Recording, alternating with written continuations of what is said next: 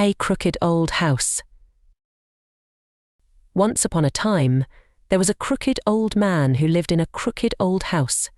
The house had lived through 300 summers and winters, and each year the wood warped and the house became more crooked. The old man had not been crooked when he moved in there, but just as the moisture warped the wood, the house warped the man. Every morning he got out of bed and climbed up the hill to the kitchen. The floor had become so steep that he truly had to climb. He took 2 sharp hooks and pushed them into the floor and pulled himself up the hill. Once he was in the kitchen, he made his morning tea and his breakfast, and there was one part of the floor that was so warped that he could sit in it. It was so warped that it made a nice chair. The old man sat on the floor chair, drank his tea, and ate his toast. Afterwards he went to the bathroom. In order to get there, he went to the edge of the kitchen, put the climbing hooks in his pocket, and rode a zip line down to the end of the corridor. In the past he had rolled down the hill, but after hurting himself badly one time, he installed the zip line. A few times he had forgotten his hooks in the kitchen, and then it was awful because he would have to climb the corridor with his hands. He remembered one particularly bad occasion when he was hungry and it took him almost an hour to reach the kitchen. After that he bought a spare pair of hooks, which he kept in his bedroom, just in case. The bathroom was not as warped as the rest of the house, but it was the moistest part of it. When he walked into the bathroom, it was like walking into a jungle. At first, mushrooms grew in there. Some even grew on his toothbrush. He made sure to wash them off before brushing his teeth, and it really wasn't much of a problem. Then, other things started to grow, ferns and tropical plants. One day he found a frog hiding in one of the ferns. Eventually the drain stopped working. When the old man showered, the water took a very long time to drain, and finally, it stopped draining completely. He called in a plumber, but when the plumber saw the man's bathroom, he said, "All the money in the world wouldn't be enough for me to fix this. I think you should set this house on fire and start again. Except it's probably too moist to set on fire." Now, the old man didn't like people talking badly about his house, so he never called in a plumber again. He had his own ideas about why the drain might have stopped working. Probably part of the floor warped and moved the pipes. But you couldn't do anything about warping. It was an old house, and old houses were beautiful and crooked. So finally the bath filled up with water and fish started swimming in it who knew where they came from. And the old man got used to it and started washing in a bucket instead. He fed the fish, and they grew. When the fish grew too big to live in the bath, he put them in a bag of water, took them to the forest, and put them in the river. But most days were not so exciting. The old man mostly just sat in his living room.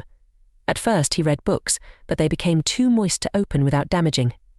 So instead he listened to the radio, but the radio started making strange noises.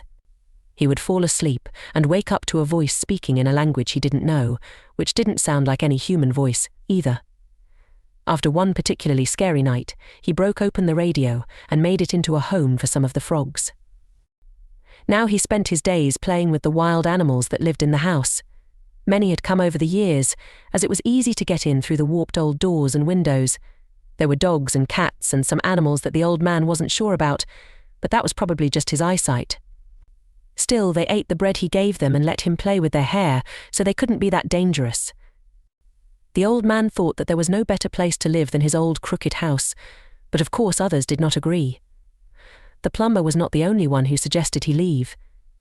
His parents were dead, and they had never liked their brothers and sisters, so the old man did not even know if his aunts, uncles and cousins were still alive, and he had never been married or had children. He had been in love when he first moved into the old house, but the house had warped the relationship too. No, it was not family that tried to get him to move out. It was some local do-gooders. There was an association of young people who visited the elderly in their homes. The old man had never been interested in such associations. He didn't like to think of himself as elderly. The young people knocked on his door, and when they told him they were from the association, he said, "No, thank you," and shut the door in their face. This didn't work so well, though, because the door was warped and didn't shut properly. The young people from the association came knocking several times, and each time the old man shut the door in their face, but one day they brought a carrot cake in a tin. And it just so happened that the old man needed a new tin. All his old tins had become warped like the house. He wasn't interested in the cake, of course he could bake anything better than these young people, though recently he mostly cooked the fish that grew in the bathroom. But that tin, he wanted that tin. So he allowed them inside. At first they pretended to find the house charming, and said all sorts of things like, "It's so interesting how the floor goes up here and a zip line indoors." "Wow, that's fun." He invited them into the kitchen for tea, but when they saw the climb they said that was quite all right. "All right," then said the old man.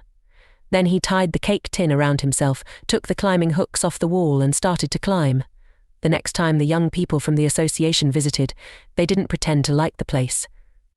Instead, they said things like, "Are you really comfortable here?